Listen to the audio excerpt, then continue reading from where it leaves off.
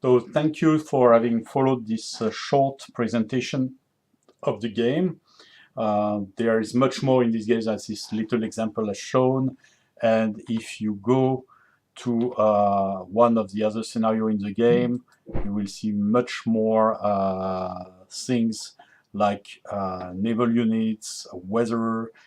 For example, I'll show you the situation with the Russian at the start of the Great Northern War, for example.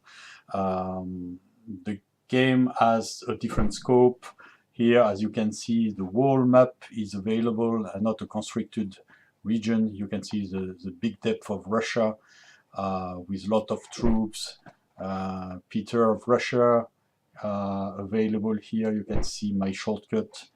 All these huge Russian armies, but with very poor quality troops, and they are probably be facing the Swedes. I don't have much access, but what the Swedes have, and maybe they are fighting me with many more troops that I can see at the moment.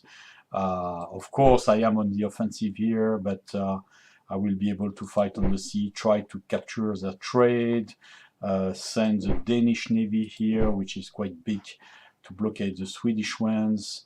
The scope is much bigger and the action is large. You can see, of course, that you have more information. The number of options, the production is bigger. Many more options are possible in the game. I can build the famous foundation of St. Petersburg, quite interesting, like creating a new city in the game. When I capture this region, which is initially here, this is the location of St. Petersburg, but it's Swede at the start, so I need to capture it. So I have plenty of different options that I can try. I can send troops to quiet the population because there will be revolts. The game is much more deep because the scope, as you can see on the strategic map, is huge. Half of the map is covered in this scenario. It's much bigger than the other one. And of course here you can see the scope is wider. I see which objective I have to capture from the Swedes. I can see what the Swedes are looking for. And so I have to protect Warsaw and Moscow in this scenario. And if I check the production, it's much bigger. The number of troops is very wide. By the way, when you play a large coalition with many different nations, you can see this patchwork of colors. There are some buttons here to filter if I want to build only Saxons or only Russians or only Danes or Poles. I have the possibility to switch back and forth in the different things, and of course see all at one, and then check troops if I want to see only infantry or artillery.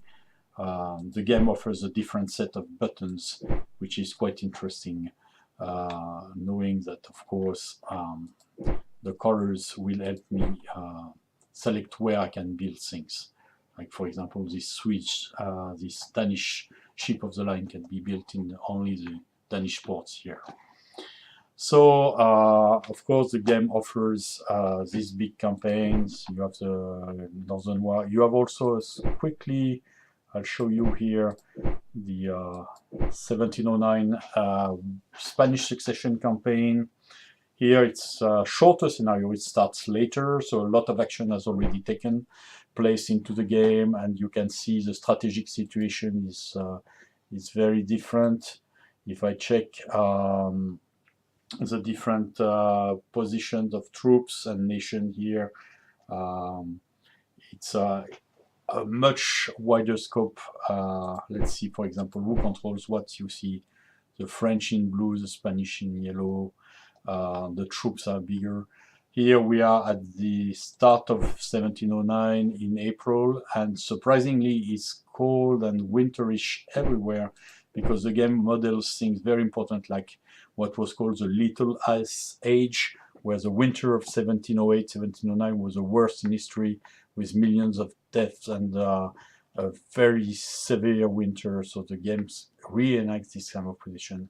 Here I am the French. I have the huge French army here, so I feel confident But then, Marlborough, the famous British Duke, is here waiting for me, and I don't know if I have to wait for his onslaught or take the initiative. And the situation looks serious. I have many opponents on the Rhine, in northern Italy, where I have lost Savoy to the opponents. And even if I check Spain, the Habsburg have troops have made inroads in Spain, and my Bourbon King of Spain is only holding into the center of Spain and is desperate of assistance from the French, because the enemy is threatened everywhere. The only good news in this scenario, and it happened in the Grand Campaign as well, is the Hungarian revolt. If I check Hungary, I can see the Hungarian in green here. I've captured half of it, and this distraction is very interesting to be at the back of the enemy in this situation. But you can see here the red color shows the worst weather that I've seen it forever.